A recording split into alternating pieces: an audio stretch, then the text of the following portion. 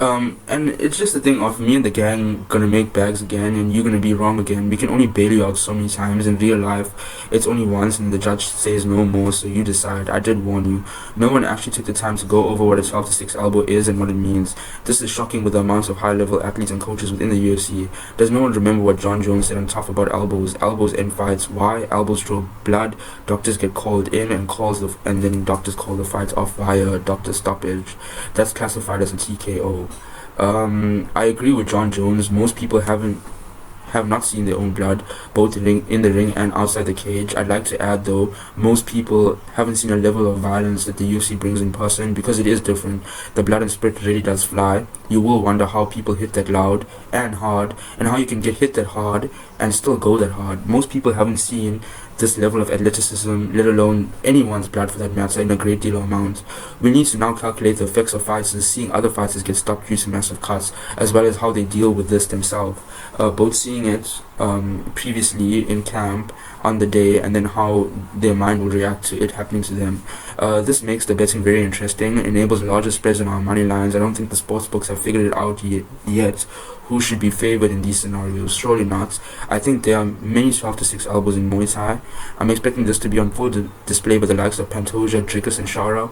The tomahawk elbow, for instance, is a great weapon to close final range into a clinch after a blitz. You can either clinch your opponent to throw more elbows and knees, use it as an opportunity for a takedown, or drive him towards the cage to deliver humdingers like DDP. I think the elbow hunter is a lost style in the UFC. Most fighters are scared to throw elbows because of the 12 to 6 rule, which really just says something about them and their own personal initiative as well as their coaches. It makes someone like me think, does this person just get in the cage and recklessly throw if they're so afraid of the way their elbow turns? Like I said, elbow hunting is incredibly ancient and effective, definitely forgotten and lost. I think before taking on the big boys, the UFC needs to watch who's climbing the fence in their backyard. The UFC needs more fighters with spectacular striking. There isn't a shortage across the world. Filling their stables up with washed up collegiate dressers like Bo Nickel just isn't it. And I'm saying that with respect. I don't think that is it. That's all they can do. Subpar wrestling, little to zero grappling, and fuck all striking. Will check kicks like Covington against Edwards and still have the biggest mouths. Always. Literally go look it up yourself. I think Dricus and the CIT team have trained for this moment. I don't think there's anyone more capable than Dricus, Ilya, Shara, and Pantoja to showcase this. Honorable mention to Khalil Roundtree. The elbow hunters are extinct in the UFC. They need to be brought back. We are seeing a greater dependency of the doctor, and we had the teaser in UFC 5 where the doctor stoppages. Now is the time we test it out in real environments. Yeah, so I'm looking forward to obviously seeing that kind of a thing. Yeah, so I'm really gonna go hard and start spitting on this one. This is why I don't think DDP and Kamzat is good for Kamzat's career or the UFC business. Grappling exchanges already favor Dricus, and I believe that the striking exchanges either on the feet and the ground only favor him. I think Dricus is a great ambassador for world MMA, especially with the culture shift and rule changes. It's time to usher in the new age of combat sports. We are seeing too many horses out of pasture still having a say in the races, and that's besides too many glue factory favorites and subpar yet always poor performers getting the money grabs. I'm saying no more. Dricus has a huge following behind him internationally as well. That is, never mind that he quite literally has a whole continent behind him. Make the Kamzat fight if you dare, but a quick shot of bullets and Costa even better if Adesanya.